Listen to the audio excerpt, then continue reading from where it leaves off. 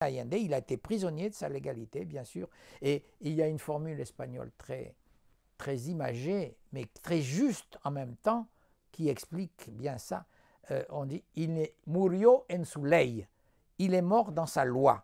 Il est mort dans sa loi parce qu'il est mort dans la légalité, enfin, il n'a pas enfreint la légalité, mais il est mort dans sa loi. En espagnol, ça veut dire aussi il est mort comme il a vécu, c'est-à-dire il est mort selon l'esprit et la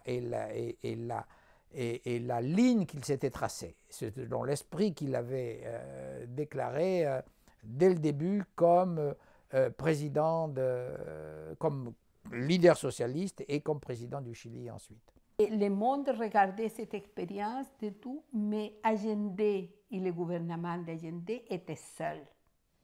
Tout le monde était dans l'émotion, dans l'affectif avec le peuple chilien et avec Allende, mais dans les faits et face au problème, Allende était seul. Les gens au Chili, les travailleurs, comme on dit, les classes moyennes, les intellectuels, ont vécu cette période comme une période d'exaltation. Et c'est cette exaltation, en fait, qui est la clé de la période. Les conquêtes matérielles ou les conquêtes politiques, elles ne sont pas très importantes, en fait.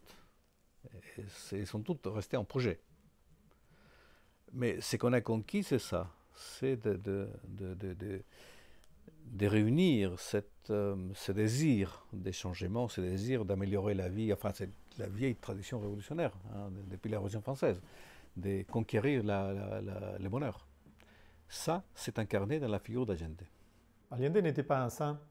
Allende était un homme avec d'énormes capacités, un charisme extraordinaire, mais qui avait ses limitations comme tout le monde, et qui ne souhaitait qu'être, comment dire, le porte-parole collectif d'un grand rêve national. C'est ça l'essentiel. Et qui n'a jamais oublié qu'il fallait faire confiance à ceux qui lui avaient fait confiance, justement. Autrement dit, je suis là parce qu'ils m'ont mis là et je dois être digne de cette confiance. Et Allende est devenu un idéal. Un idéal devant lequel on ne peut pas ne pas être d'accord. Parce qu'il ne se résume pas à des mesures concrètes. À des prises de position comme ça, noir sur blanc. C'est un idéal, c'est un souhait, c'est un désir, c'est une volonté. Déjà, il faut comprendre un truc. Allende, il est très présent aujourd'hui dans l'histoire politique contemporaine.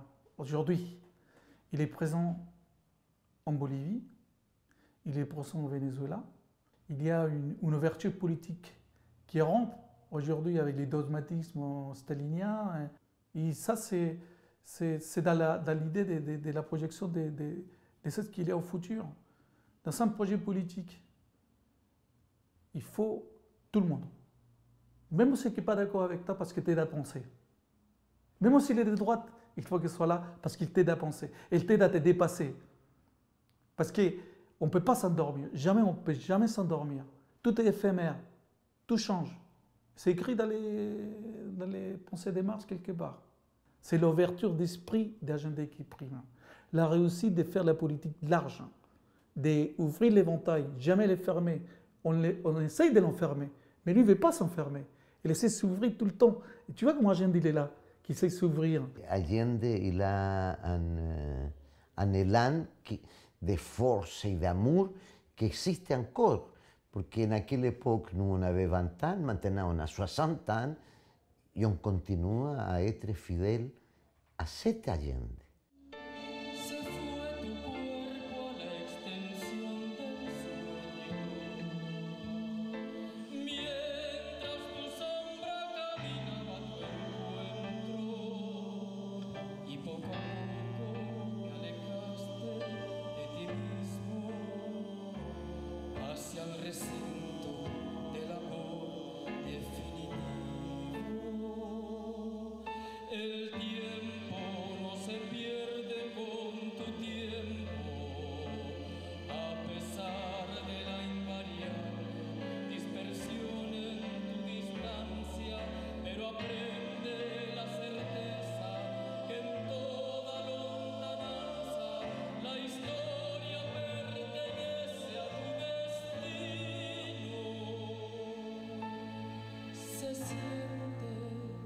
Amanece ayer.